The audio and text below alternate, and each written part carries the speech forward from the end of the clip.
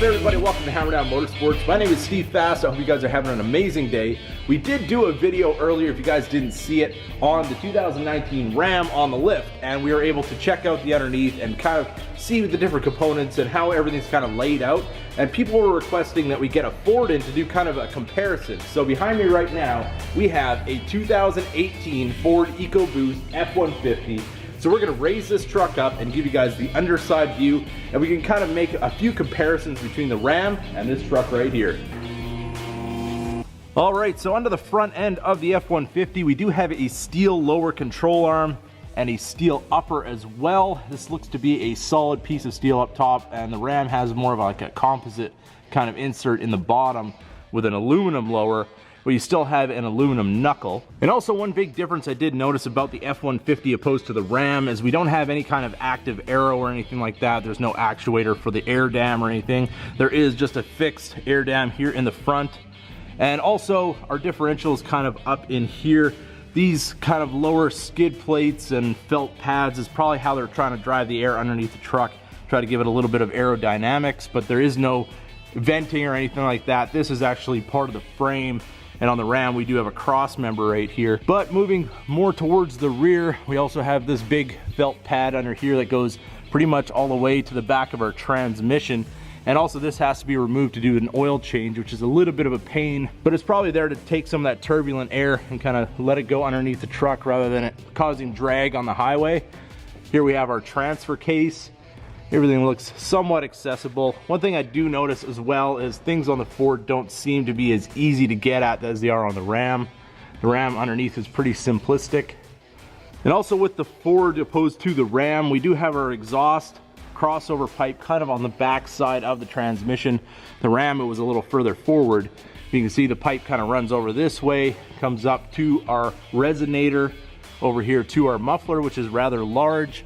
And we do have some surface rust starting on this thing already, but that is kind of the way it goes for Pennsylvania. If you don't have stainless or anything like that, it's gonna rust. So I imagine this is gonna need an exhaust system within the next, judging by some of this rust, probably in the next 5 years. So over here out of our transfer case, we have our aluminum drive shaft, which goes down to a flange mount on the rear diff. And they're still using these little 12-point bolts that if you don't have the right socket, it can be a real pain to get off, especially when they get rusted. Just a quick look at our rear transmission mount. It does look significantly smaller than the one that we saw on the Ram. You can see it's just the center rubber there. It almost looks hollow inside there. And then you've got your two hangers over here for your exhaust. And as far as the frame goes, the Ford actually has a larger frame than the Ram. We have 9 inches from here to here, and we've got about 3.5 for our width. But it is a very similar material, a high strength steel, but it also seems a little bit on the thin side, but I think that's just kind of how they go.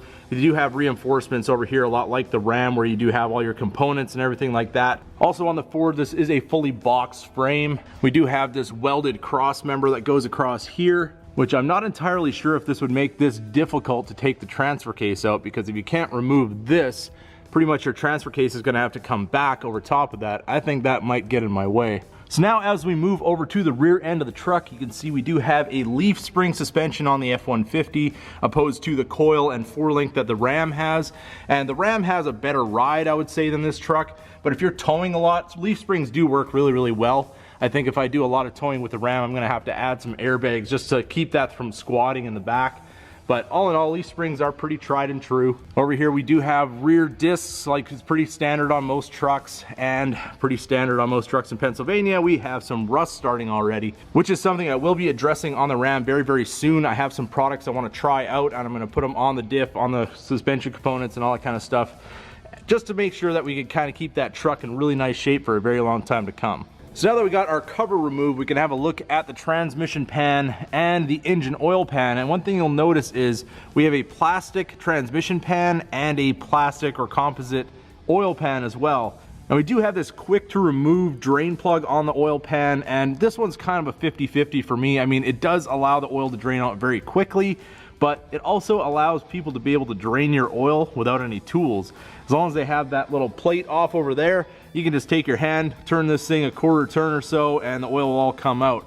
Not to say that people are going to be going around doing that, but I don't know, I'm just a little bit on the fence about this plug. Also over here, you'll notice in Ford fashion, we do have the sway bar in the back. That's something about the Ram. I really wish they would have left it in the front, but now it's kind of in the way, and as soon as we let this oil out, it's gonna spray everywhere, so good times. Another thing about these trucks, when you wanna drain the oil, you kind of have your hand in between the sway bar and the plug, and if the oil is really hot, you don't really have a good way of getting your hand out of there without getting oil all over your hand, as you just saw.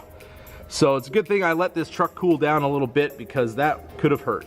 So I guess it's kind of a 50-50 good and bad about these big drain plugs. You can't over tighten these like people used to do on the old ones, but you do end up with a bunch of oil all over. It's a little bit of cleanup. It's not really a big deal, but I guess they do it just so you can get the oil out of these things fast. If you're doing fleets, time is money. So if you're draining these things out quickly, you're able to get them out, filled up, back out on the road without having to wait for all the oil to drain out. So I mean, I guess they have a purpose for all this kind of stuff, but just new stuff we got to live with.